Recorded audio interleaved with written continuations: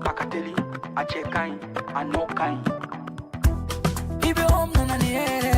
wa ibe nanani anduye. Nyogote nyogomanda, andilula, c'est de la qualité. Nyogote nyogomanda, andilula, c'est le numéro 1. Sokononala, abe mana halikene malala, abe mana ke. Ukasi manko, c'est recommandé. Ukasi manko, c'est de la qualité. Andi baratelima, chenyuma, somota matemedia. Andi baratelima, telima, wadaka di tro. Sojo la fiera, pentiri la fiera. Ibe nanani here, mali severa. Andi intérieur, andi extérieur. Somota matemedia do, ani si mankol. Apara no kanyine, abeja teliala. Abika so nuguya, somota matemedia. Bara no kanyi, ibi bara no kanyi. Sogo no tani, kene mata, abara no kanyi. Ibi ibi ibi ibi ibi ibi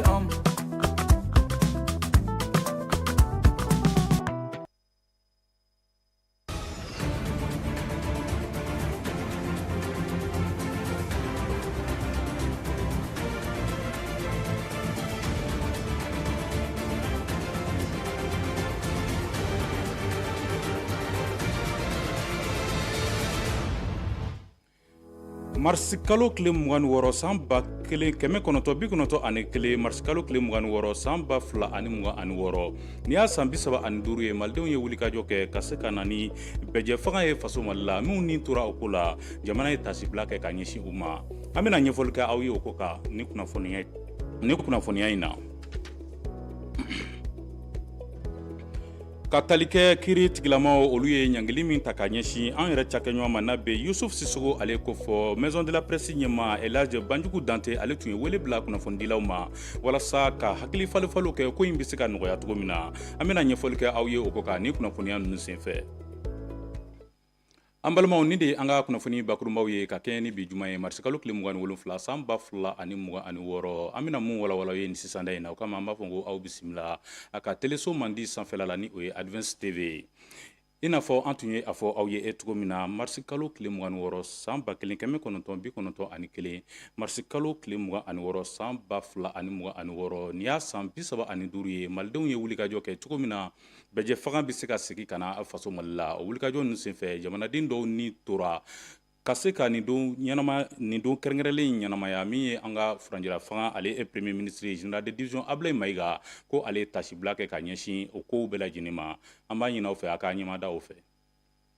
26 mars 1991 ale ye don ye min bɛ bɛjɛ fanga ale sinsidi ko fɔ okumu kɔnɔ san o san ni don kɛrɛnkɛrɛnnen a bɛ laɲɛnɛmaya an ka jamana ɲɛmɔgɔw fɛ ka tasibila kɛ maa minnu ni tora bɛjɛ fanga ale kɔkɔrɔma donni na ni k'a yira k'a fɔ malidenw hakili b'u la bi yɔrɔ kɛrɛnkɛrɛnnen min labɛnnen don an ka jamana kɔnɔ o kɛra yɔrɔ ye an ka jamana gouvernement ɲɛma ale ye taama kɛ ni ka taa yiri feere bila kɛ o yɔrɔ la ka tasibila kɛ ka ɲɛsin forow ma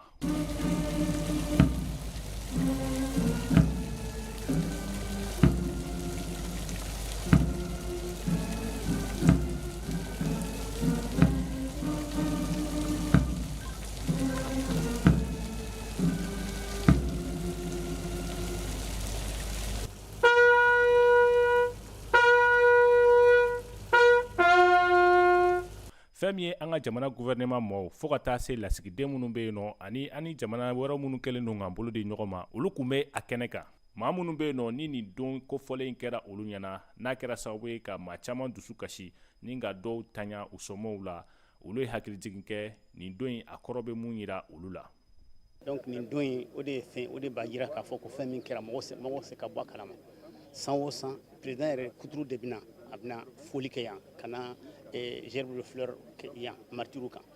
fɛn b'a dɔn quoi a tɛ kɛ jamana bɛɛ la a tɛ kɛ maa bɛɛ ye donc vraiment fɛn de dɔn a diyara n ye kosɛbɛ walasa mɔgɔw kana ɲina k'a fɔ ko fɛn de kɛra fɛnba de kɛra kojuguba de kɛra yani démocratie kana quoi an bɛ se ka min ɲini mɔgɔ fɛ u bɛɛ ka ɲina kunu kɔ walasa k'i tinti bi kan pour que baara ka se ka kɛ an ka jamana gouvernement ɲɛma a kelen ka yiri fura nunu bila a ye hakilijigin kɛ fɛn min ye baaraba minnu kɛra demokrasi fanga ale kɔnɔna la a y'a yira k'a fɔ majɛ dɔw kɛra demokrasi kɛra sababu ye ka minnu kɔkɔrɔma don ni an ka jamana bɛ o kɔlɔlɔ kɔnɔ i ko don min na i ko bi wa u y'a yira k'a fɔ olu min ye transition ma ɲɛmaw ye u ka wulikajɔ de bɛna kɛ ka se ka maliden kelen kelen bɛɛ lajɛlen ka laɲini ni ko don bɛrɛla cogo min na o bɛ kɛ sababu ye ka mali sini ni k'o dilan gouvernement ɲɛma a y'a yira k'a fɔ nin baara in a laɲininen don jamana ɲɛma général d'armée Asimi Goïta fɛ ani ka fɛɛrɛw bɛɛ lajɛlen bila sen kan bɛjɛ fanga ni o bɛna sigi mali kɔnɔ a ka kɛ fɛn ye maliden kelen kelen bɛɛ k'i yɛrɛ sɔrɔ min kɔnɔ wa a kana kɛ sababu ye ka kɔlɔlɔ lase an ka jamana ma hukumu kɔnɔ a ye tasibila kɛ ka ɲɛsin jamanaden kelen kelen bɛɛ lajɛlen ma u ka wulikajɔw la ani fɛnɛ a ye hakilijigin kɛ kɛlɛjugu min n'o dagalen don an ka jamana kɔnɔ an ka kɛ kulu ye ka se ka an kɔkɔ da o la cogo min na farafarali o kana se ka don ani ɲɔgɔn cɛ jamana gouvernement ɲɛma nin baara ninnu kɔfɛ a ye foli kɛ ka ɲɛsin maa minnu n'olu kɔni jeniyɔrɔ finna kosɛbɛ bɛjɛ fanga sinsidi da an ka jamana kɔnɔ wa a y'a yira k'a fɔ jamana ɲɛma a kɛlen don ka laɲini bɛɛ kɛ ani ka fɛɛrɛw bila sen kan cogo min na jamana ɲɛta sabati ni k'o sigi donna nataw la kunnafoniya bɛ taa ɲɛ an bɛ aw ladɔnniya k'a fɔ ka kɛ ni kunungo alamisa ye marisi kalo tile 26 kunnafonidilaw ka ɲɛmayaso ɲɛma n'a bɛ Elhaji Banjugu Dante ale ko fɔ ale tun ye wele bila kunnafonidilaw ma ka se ka hakili fali kɛ an balimakɛ Isuf Sisogo ale min minɛna ka don kaso la san 2 kaso ka fara sefa wari $1,000,000 sarali kan ko in bɛ se ka ɲɛnabɔ cogo min na u ye hakili fali ko ka Zayidi Zuboyi ale ni Musa Ɲang u tun b'a kɛnɛ kan u ye minnu sɔrɔ aw ni ne an ka jɛn k'o lajɛ. Kunnafonidila Yusuf Sisoko ale ɲanginin kɔ ka san 2 d'a ma kaso la ani ka $1,000,000 k'o wajibiya kan. Kunnafonidilaw ye ɲɔgɔn dalajɛ kɛ kunu walasa ka kuma nin décision in kan ani ka solution ɲini Yusuf Sisoko ale bɛ se ka labila cogoya min na. Yusuf welela wele cogo min na ni ko b'a cogo la kunnafonidila ti wele ten u taara Yusuf cɛ don dɔ la don min na an bi atelier la presse yɛrɛ tun ka ko kuma la. Sariya kura minnu taara Mali la ni o ye loi sur la cybercriminalité o loi in kɛra sababuya ye loi spécifique min bɛ yen loi 2000 n'o ye presse loi ye k'a bila entre parenthèses depuis 2021 maison de la presse y'a ɲini ka texte relecture kɛ texte minnu n'a relecture a ma sira sɔrɔ halisa. A ka kuma senfɛ maison de la presse président n'o ye Banjugu Dante ale y'a yira k'a fɔ journalistes olu kɔni kan ka lafiya u ka baara taabolo la wa ko foyi tɛ se k'olu bali k'u ka hakɛw bato. Cybercriminalité gɛlɛya ko kuma a procureur a bɛ baara daminɛ waati minnu na an y'a wele ka na n'a ye ka caméra 40 sigi yan nɔ la jamanakuntigi ka folikɛyɔrɔ la kuma min fɔra yan a cɛkisɛya kuma ma fɔ maison de la presse bureau kɔnɔ dɛ a fɔra kuluba le recul démocratique préoccupant par rapport à la nouvelle législation sur la presse. O kɛlɛ structurelen de an bɛ jɛ n'o de ye k'a fɔ nin texte in kan ka falen o bɛ falen sariya kɔnɔ cogo min na wulikajɔ minnu ni lama minnu kan ka kɛ walasa o ka falen o bɛ kɛ ni bingani kɛra profession bɛɛ kan an bɛ wuli k'an jɔ an tɛ jɛ n'a ye an bɛ position ta ka sɔrɔ an ma mɔgɔ ɲininka o sɔrɔla mun fɛ parti politique cira yan a fɔra ko presse ka n'u ka couverture kɛ an ko an t'a batu.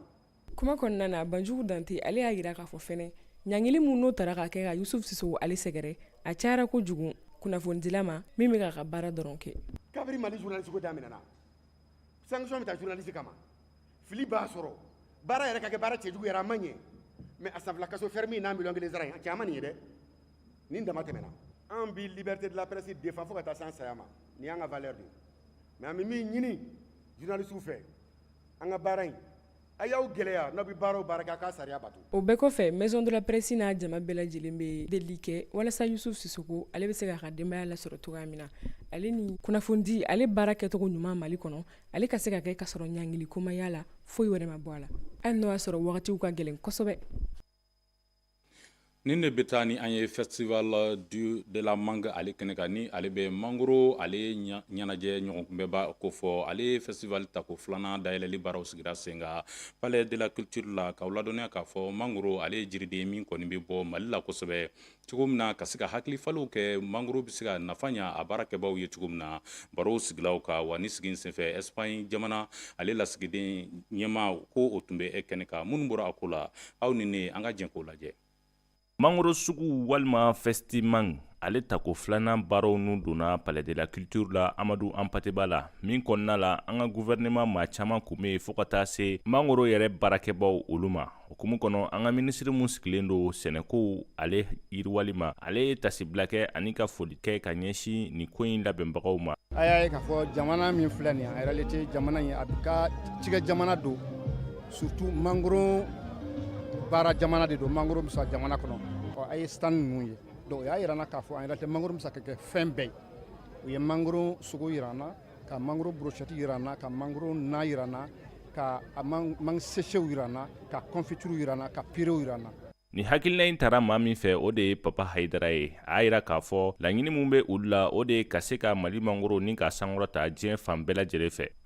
An y'a jateminɛ ɲinan san kɔnɔ mangoro tɛna se ka exporter ka taa Union européenne kan donc an y'a décidé ka an ka ɲinan festival min y'a tɔgɔ filanan ye k'o axé o kan n'o bɛ taa kɛ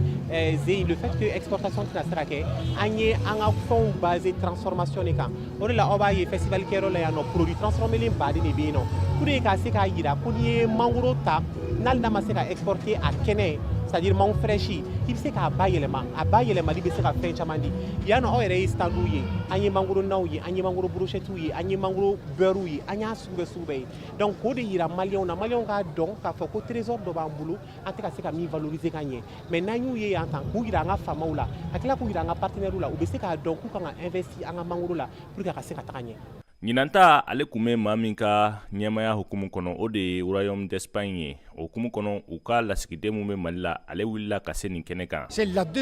nin festival in tako filanan o kan ka kɛ sababu ye sifinnakaw u ka se ka wulikajɔw sabati ka Mali sɛnɛfɛnw ni k'olu don ba la Espagne jamana kɔni min na nin hakilina ninnu kɔkɔrɔma don min bɛ kɛ sababu ye ka se ka bolodi ɲɔgɔnma sabati. Festival in jɔda ye min ye anw bolo IER kɔnɔna na mangoro suguya 100 de bɛ anw bolo anw ye baara kɛ mangoro kan mangoro gɛlɛya minnu bɛ mangoro kan n'o y'a banaw ye donc n'an bɛ yan an bɛ yan jama de kama u kana hakilinaw minɛ an fɛ. Nin festival kofɔlen a bɛna to sen na ka daminɛ marisi kalo tile 25 ka se a tile 29 ma o hukumu kɔnɔ fɛn min ye baara caman bolodalen don n'o bɛ tali kɛ kunnafonidiw fo ka taa se kalanbulon na ka ɲɛsin minnu bɛ filialiman ale yɛrɛ kɔnɔna la. nin de bɛ taa ni an ye farikolo ɲɛnajɛ kunkan kibaruya la k'aw ladɔnniya k'a fɔ Mali farikolo ɲɛnajɛ minisiri n'a bɛ Abdul Kasim Ibrahim Fɔnba ale ko fɔ ale tɔgɔla kupu sigili tako fɔlɔ wulikajɔ hukumu kɔnɔna na min ye tirage au sort ye ko ale baaraw sigira sen kan maison des jeunes na farikolo ɲɛnajɛ ni o ye sennadolantan ye ko ale ma ka di kosɛbɛ wa a bɛ kɛ sababu ye ka jamana denmisɛnw u fara ɲɔgɔn kan ani ka u bila fasodenɲumanya sira kan ka faamuyali caman sɔrɔ nin ko ninnu na Isa Sise ale tun b'a kɛnɛ kan a ye minnu sɔrɔ aw ni an ka jɛn k'o lajɛ. Ni nin kupun dali ye minisiri Abdul Kasim Ibrahim Fɔnba tɔgɔ la lajɛrɛ in labɛnbagaw b'a fɛ ka bɛn keleya ani ɲɔgɔn dɛmɛ jira sifinnakaw ni ɲɔgɔn cɛ ani ka bonyamasegi kɛ ka ɲɛsin minisiri ma. Mali jeunes kɛrɛnkɛrɛnnenya la cadre de concertation des associations et fédérations affiliées au Conseil national de la jeunesse il y a a laɲini ka kupu da minisiri tɔgɔ la parce que bonyamasegi de do ka ɲɛsin minisiri ma. Association de jeunesse de bɛna participer compétition in na a bɛɛ association de jeunesse de ye a bɛɛ lajɛlen fara ɲɔgɔn kan a bɛ bɛn association 32 ma olu de bɛna ɲɔgɔn sɔrɔ compétition in kɔnɔna la ka Mali sifinnaka bɛɛ lajɛlen wele ka maliyɛn bɛɛ lajɛlen wele nin y'a siɲɛ fɔlɔ ye association k'u tɛgɛ di ɲɔgɔn ma ka tasibila ye ka ɲɛsin minisiri ma sport ko bunakun kan u kana an ka jan an ka kulo in kɛ. Umar Ag Atayer n'ale ye directeur national de la jeunesse ka ciden ye ale ye hakilina in fo kosɛbɛ wa a ka kuma la u b'u se kɛ a ko la. Jeunes ka activité don donc wajibi jeunes bɛ wele yɔrɔ o yɔrɔ an kan ka k'u kɛrɛfɛ n'an welela initiative in waleɲuman dɔn don a hakilina ka ɲi kojugu ça sera une occasion a bɛ kɛ sababu ye jeunes ka fara ɲɔgɔn kan an bɛ se ka dɛmɛ min don ni jeunes pour que u ka ko ka ɲɛ o ye accompagnement technique ye. Tirage au sort in sen fɛ a jirala k'a fɔ ko jɛkulu 32 de bɛna kari ɲɔgɔn na o dɔ ye RENAGEM contre Cap Mali, Association des scouts et guides du Mali ale ni commune 5 conseil communal de la jeunesse olu bɛ kari ɲɔgɔn na Jeune Chambre internationale ale ni brigade citoyenne bɛ kari ɲɔgɔn na fo ka taa se Association des pionniers du Mali ma olu ni Fédération nationale des jeunes ruraux olu be kari ɲɔgɔn na. Vraiment action ni idée ɲɛnama de don an ka foli bɛ u ye ani an b'a ɲini u fɛ nin kana kɛ a dan ye mais u ka caman tuguni na. Balontanna kɔrɔ caman bɛ anw na donc dalen b'a la an bɛ entraînement dɔɔni kɛ dɔrɔn ani fɔlɔ min kɔni bɛnna an bɛ gagner an ɲɛ b'a la fana ni Ala sɔnna finale an bɛ ye a kɛnɛ kan. Nin kupu in dako fɔlɔ la maa min bɛna kɛ jɔnjɔn in tabaga ye ale bɛna sefa wari 100,000 de sɔrɔ wa a ye maa min ci ale bɛ sefa wari 60,000 sɔrɔ ani fɛnɛ mangama ye tɔn fan fɛ ale bɛ taa ni 40,000 ye so. K'aw ladɔnniya k'a fɔ nin tolon kɔfɔlen ale bɛ daminɛ avril kalo tile 4 nata la Bamako sigida caman kɔnɔ. Ayiwa nin de bɛ dan sigi an ka bi kunnafoniyaw la an bi aw fo ka waleɲuman dɔn a filɛliko cɛɲi na ka kan bɛ da aw ye ko Ala k'anw bɛn ntɛnɛ nata.